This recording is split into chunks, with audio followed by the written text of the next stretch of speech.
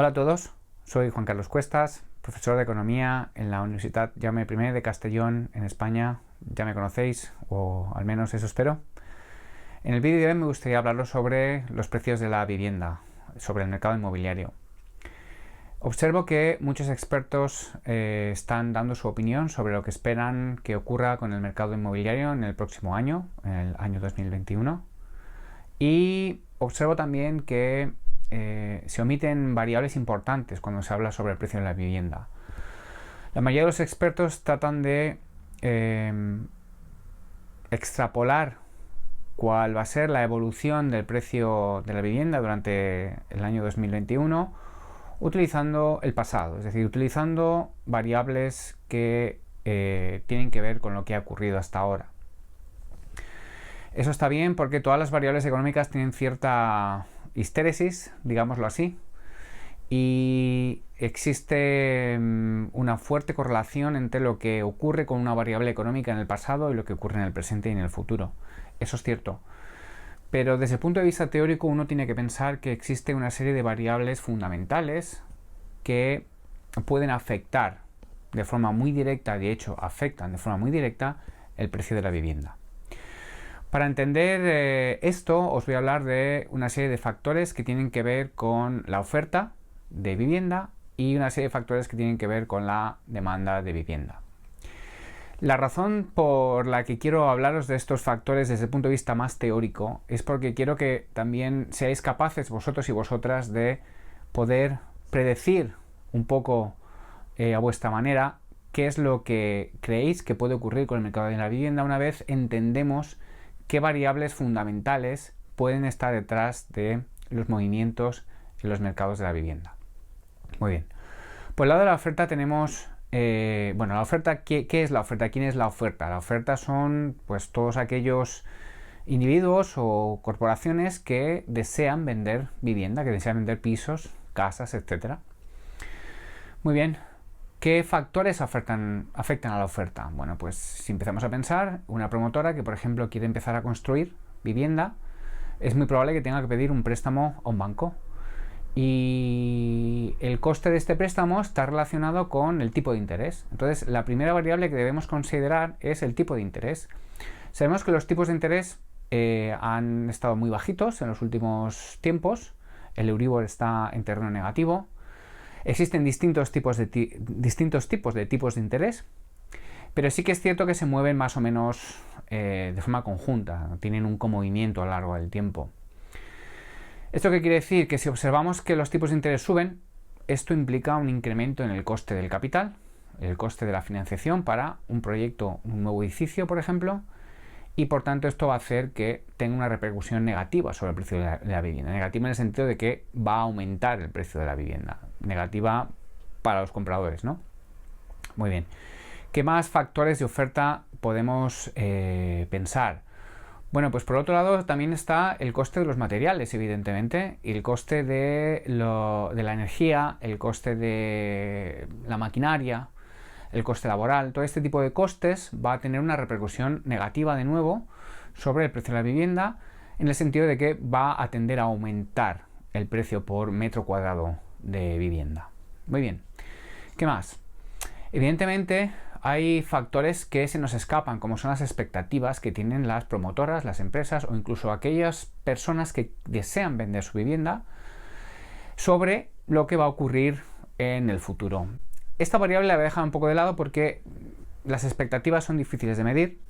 Muy bien, y tenemos también los factores de demanda. ¿Qué factores hay detrás de la demanda? Bueno, pues la demanda somos aquellos que deseamos comprar vivienda, ¿no? Deseamos comprarnos un piso o que queremos invertir incluso en una segunda residencia.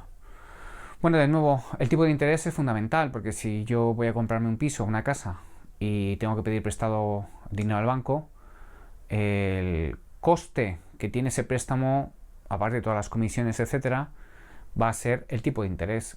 Cuanto mayores sean los tipos de interés, más me va a costar a mí comprarme la vivienda y por tanto eso va a reducir las cantidades de vivienda que a nivel agregado se van a querer comprar.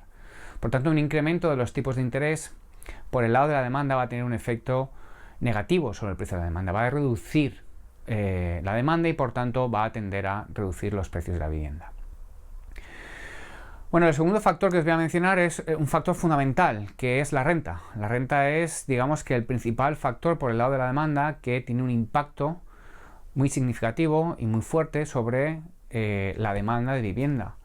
La renta es importante porque sin renta no nos podemos permitir comprar una casa o un piso. El banco no nos va a prestar. Y evidentemente el banco nos va a prestar más si ganamos más y nos va a prestar menos o incluso no nos va a prestar si ganamos poco. Muy bien.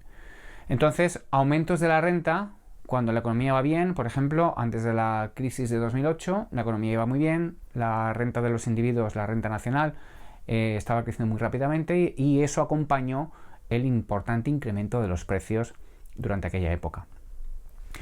Muy bien, ¿qué más tenemos? Bueno, también tenemos capital extranjero.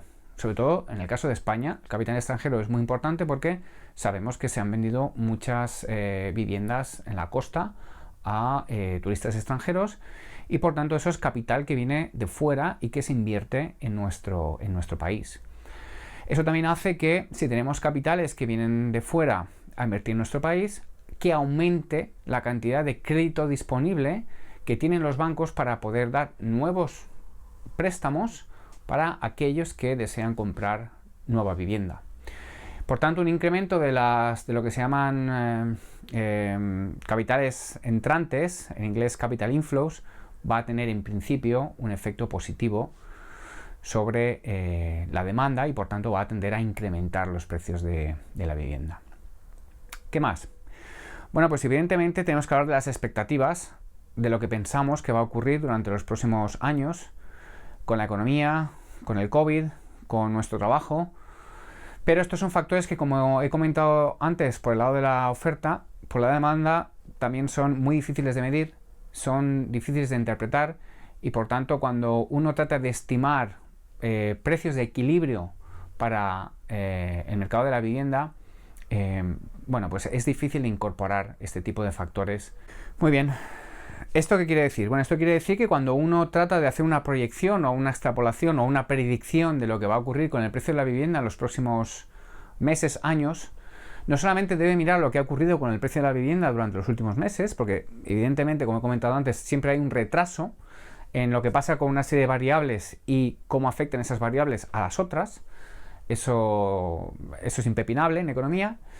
Pero uno tiene que pensar qué cree que va a ocurrir con estos valores o estas variables fundamentales que os he comentado de oferta y demanda.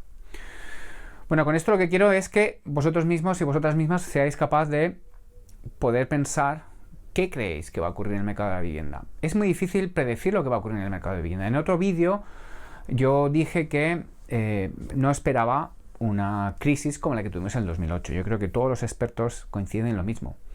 ¿Que es posible que los precios caigan durante los próximos meses? Es posible. También es posible que aumenten, ¿vale? Y tenemos que tener en cuenta que evidentemente va a depender de qué ciudad estemos hablando.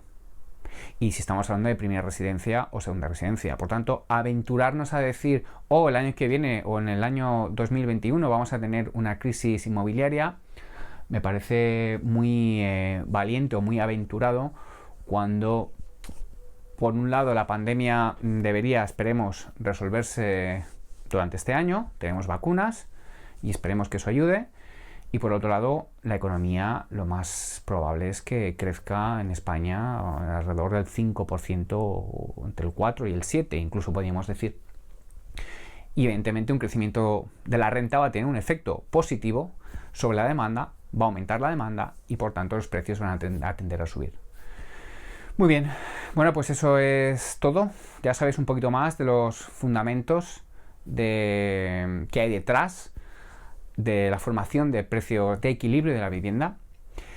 Pero tenemos que también tener en cuenta otra cosa, y es que cuando se estiman con herramientas estadísticas estos precios de equilibrio, nunca podemos estar seguros al 100% de cuán fiable es este precio estimado como precio de equilibrio. El precio de equilibrio que podemos estimar con herramientas estadísticas, si lo comparamos con el precio real que se está dando en la economía, los precios que estamos viendo, normalmente no coinciden, ¿vale? Y no es porque nos hayamos equivocado, O puede ser que nos hayamos equivocado, pero no tiene por qué siempre que nos hayamos equivocado. Uno tiene que pensar que los precios de equilibrio son precios que más o menos cambian poco, porque estas variables fundamentales que os he comentado no deberían cambiar demasiado rápido de un periodo a otro, bueno, excepto el Producto Interior Bruto, que cayó una bestialidad durante los meses del confinamiento, pero bueno, eso fue un caso excepcional. Por tanto, si nosotros observamos que existe una diferencia importante entre un precio de equilibrio estimado que hemos obtenido y los precios que realmente estamos viendo, bueno, pues es posible que exista una corrección del mercado, corrija los precios que se están dando, los precios del mercado, para revertir hacia esos precios de equilibrio. Si por ejemplo observamos que los precios del mercado están por encima de los precios de equilibrio, pues uno podría pensar que en algún momento el mercado va a corregir y que los precios van a caer. Entonces, bueno, pues sí que acertaríamos diciendo que, vale, los precios van a caer, pero el problema está en que de la misma manera que pueden caer más de lo que a lo mejor el precio de equilibrio nos está indicando, y en el medio año siguiente corrijan al alza y vuelvan a subir. Por tanto, como resumen, no me enrollo más.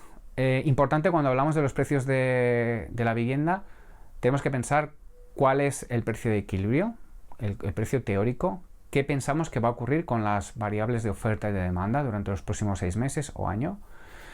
Y si es posible, tenemos que tratar de averiguar si el mercado está por encima del precio de equilibrio o está por debajo del precio de equilibrio. Y por supuesto va a depender también de la zona de la que estemos hablando. No es lo mismo Barcelona, Madrid y Valencia que bueno, pues cualquier otra ciudad que se os pueda ocurrir que no sean tan grandes, ¿no?